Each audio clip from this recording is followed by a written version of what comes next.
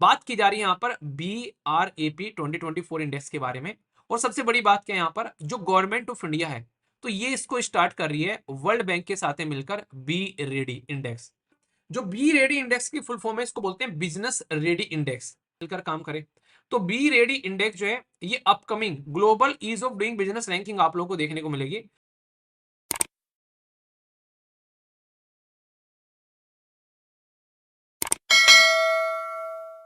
बात की जा रही है यहाँ पर BRAP 2024 इंडेक्स के बारे में। और सबसे बड़ी बात क्या है यहाँ पर, जो गवर्नमेंट ऑफ इंडिया है तो ये इसको स्टार्ट कर रही है वर्ल्ड बैंक के साथ मिलकर बी रेडी इंडेक्स। आप लोगों को याद होगा पहले एक इंडेक्स आया करता था जिसको बोलते थे ease of doing business index. ठीक है, वो जो ease of doing business index जो है वो कौन प्रस्तुत किया करता था आप लोग ये बताइए, क्योंकि उसी से रिलेटेड ये इंडेक्स आप लोगों को देखने को मिलेगा। जस्ट एक सेकंड, थोड़ा सा पानी पी लूं।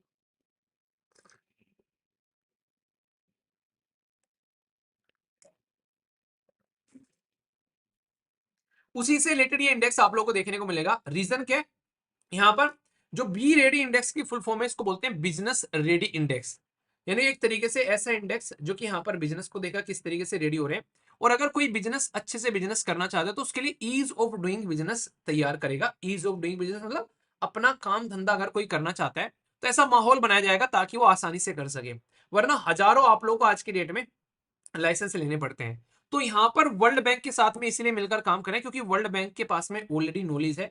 ईज ऑफ डूइंग बिजनेस को ये प्रस्तुत किया करते थे। डूइंग जो रिपोर्ट थी यहाँ पर वो इसकी आया करती थी, पर लेकिन फिलहाल इन्होंने वो डिसकंटिन्यू कर दी, उसमें कई सारी कमियां खामियां थी। ठीक है, तो इसके चलते यहाँ पर देखने को मिलेगा। तो जो रिप्लेस किया जा रहा है एक तरीके से जो डिसकंटिन्यू हो चुका है, तो भारत ने सोचा कि क्यों ना हम लोग मिलकर काम करें। तो बी रेडी इंडेक्स जो है ये upcoming global ease of doing business ranking आप लोगों को देखने को मिलेगी, जो कि डेवलप की जा रही है वर्ल्ड बैंक के थ्रू साथ में मिलकर यहाँ पर। और ये रिप्लेस कर रही है यहाँ पर जो ऑलरेडी यहाँ पर जो ईज ऑफ डूइंग बिजनेस चला करता था जो कि डिसकंटिन्यू हो गया था। तो सबसे बड़ी बात तो है ये असेसमेंट करेंगे जो बिजनेस इन्वायरमेंट कैसा है, एंटरप्राइज का सर्वे करेंगे, कॉम्प्रिहेंसिव इंडिकेटर रखेंगे इसके अंदर में, और फोकस करेंगे इंक्लूसिविटी के ऊपर में, यानी कि वो ये कि सबको साथ में लेकर चलना है एक तरीके से, और समावेशी ध्यान देकर चलेंगे, ऐसा नहीं कि कुछ लोगों को बस लेकर आगे भागना है। तो ये फोकस इनका रहने वाला है। इसमें जो पिलर है यहाँ पर पहला बोला गया रेगुलेटरी पिलर। तो रूल और रेगुलेशन जो है जो फर्म के लिए वो फॉलो करने पड़ेंगे, कैसे उसको ओपन करना है, कैसे ऑपरेट करना है, और कल को चलकर अगर क्लोज भी करना है बिजनेस को कितना ईजी है क्लोज करना, उसके ऊपर में फोकस जाएगा। पिलर नंबर 2 पब्लिक सर्विसेज के बारे में बात की जा रही है। फैसिलिटीज एक तरीके से प्रोवाइड कराई जाएगी, रेगुलेटरी कंप्लायंस कैसे हो रहे हैं, इंस्टीट्यूशन इंफ्रास्ट्रक्चर किस तरीके से इनेबल कर रहे हैं ताकि बिजनेस की एक्टिविटी हो सके। ठीक है, प्रॉपर।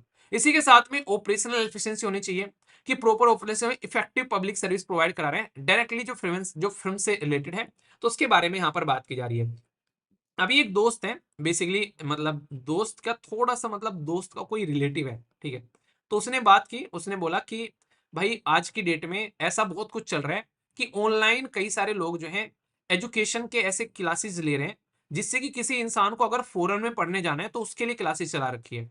तो कह रहे हैं कि यार मिलकर काम करते हैं कुछ इस तरीके से कि मेरे जानने वाले हैं कुछ लोग, वो चाह रहे थे कि एक बार वीर भाई से बात करना, क्या ऐसा कुछ कर सकते हैं अगर कोई फॉरेन में स्टडी करना चाहता है तो क्या हम लोग उसको अपने प्लेटफॉर्म यानी कि जैसे एसएलवी एप्लीकेशन है उसके ऊपर में क्लासेस दे सकते हैं कि उनको वो क्लासेस प्रोवाइड कराया जाए। जैसे किसी को मान लीजिए आज की डेट में जापान जाना है, किसी को मान लीजिए कनाडा जाना है, तो वहां पर जाकर किस तरीके से एजुकेशन ले सकते हैं, तो क्या उसके लिए कोई सर्विस प्रोवाइड हम लोग करा सकते हैं। तो यहाँ पर उसके बारे में बात की गई।